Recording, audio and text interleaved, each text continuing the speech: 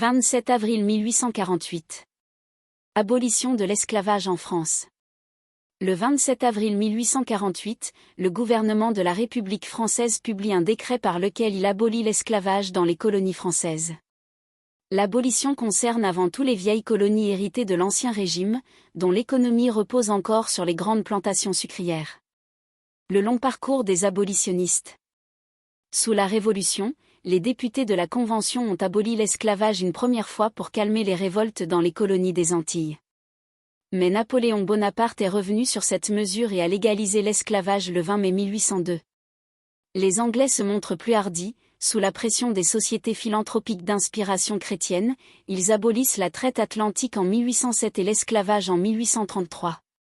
Les libéraux et les philanthropes français sont tout disposés à imiter leurs homologues d'outre-Manche. Ils y réussissent sans trop de problèmes dans l'île de Mayotte. Dans ce sultanat musulman tombé sous protectorat français en 1841 et où n'existe aucun planteur européen, le gouvernement du roi Louis-Philippe Ier abolit l'esclavage dès le 9 décembre 1846. Par contre, dans les vieilles colonies qui comptent beaucoup de planteurs, ils en sont régulièrement empêchés par ces derniers. Il faut attendre la Révolution de février 1848 pour qu'enfin, dans l'effervescence républicaine, les abolitionnistes puissent contourner l'opposition des planteurs.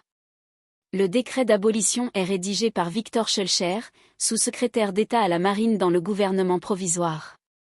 Lui-même est sous la tutelle du ministre de la Marine, le grand physicien et astronome François Arago. Une application précipitée.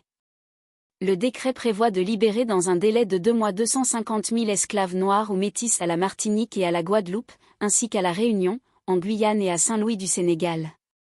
À leur manière, les esclaves ont accéléré le mouvement.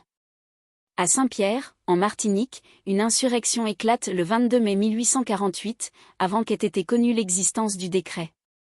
Même chose en Guadeloupe où le gouverneur abolit l'esclavage dès le 27 mai 1848 pour éteindre l'insurrection. En compensation de la perte de leurs esclaves, les planteurs reçoivent du gouvernement français une indemnité forfaitaire. Ils contournent aussi l'interdiction de l'esclavage en faisant venir des travailleurs sous contrat de la Chine du Sud ou d'Inde du Sud. Il s'agit d'un nouvel esclavage qui ne dit pas son nom. L'abolition dément les sombres prophéties des planteurs, qui craignaient la ruine de leurs exploitations et de leurs îles. Au contraire, elle se traduit par un regain de l'activité économique dans les colonies.